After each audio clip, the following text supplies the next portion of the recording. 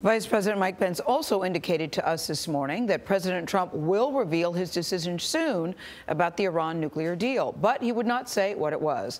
The president told reporters yesterday he has made up his mind. Sources tell CBS News that the president is in fact leaning toward decertifying that agreement. The president may force the issue by saying Iran is not complying with the deal. Iranian President Hassan Rouhani says the deal is good and cannot be renegotiated.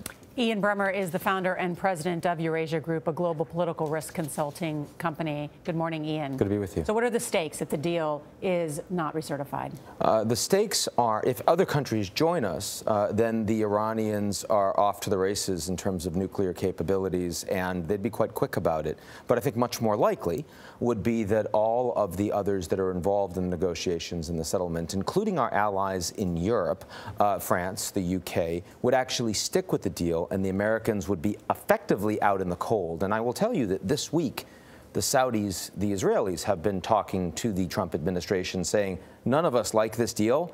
Don't pull out and be all by yourself. So are there any benefits to decertifying it, if in fact he is leaning toward that? Well, the benefit is that there is no pro-Iran lobby in the United States, and Congress is not exactly happy with the Iranians either. So I think that at home, the average American would say, Trump is being tough on a country that clearly is an enemy of ours. They still call us the great Satan and the rest. But, yeah. You think this is simply negotiating tactics, or does he really plan to decertify?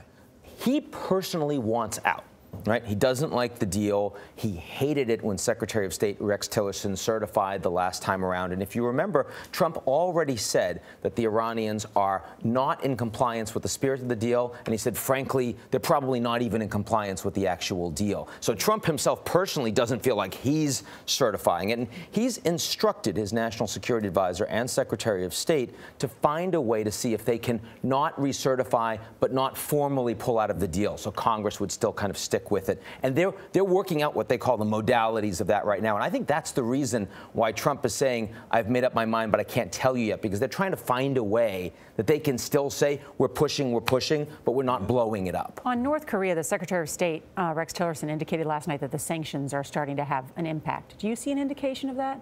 I see an indication that the entire world is trying to find a way to show that they are really upset with the North Koreans continuing to escalate all aspects of their nuclear including Russia and China. Including Russia and China. Now, having an effect in the sense that the Chinese are now actually cracking down on smuggling, border controls. I think that's a big deal. So you could say they're having an effect on China working with the United States. That's a positive.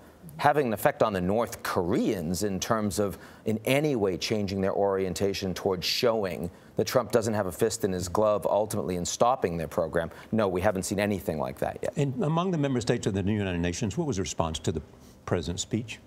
You know, it's interesting. It wasn't considered a horrible speech. I think most of it was seen as reasonably statesmanlike. I mean, this was Trump not saying, I don't care about the UN, not saying I'm going to stop paying my budgetary obligations, right? I mean, clearly it could have been a lot worse. And they're grading him on a curve, right? There's no question. It's in terms of other things they expect from Trump, not from other presidents.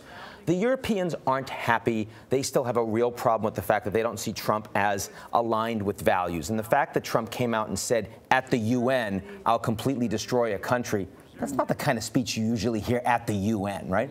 But interestingly, in the Middle East, the Israelis, the Palestinians, the Qataris, some of the other Gulf states have said that they feel that Trump individually, in engaging with them, really wants to get to peace, wants to facilitate a deal. And I wasn't hearing that from them, frankly, a month ago. So, I mean, I do think that Trump is normalizing a little bit on the foreign policy stage, in part because the national security people around him, particularly Mattis and his chief of staff, are just having a lot more control over who he sees, who he doesn't see, what his notes are, what kind of information he gets. Thanks. All right, Ian Bremmer, always nice to have you at the table. Thank you, sir.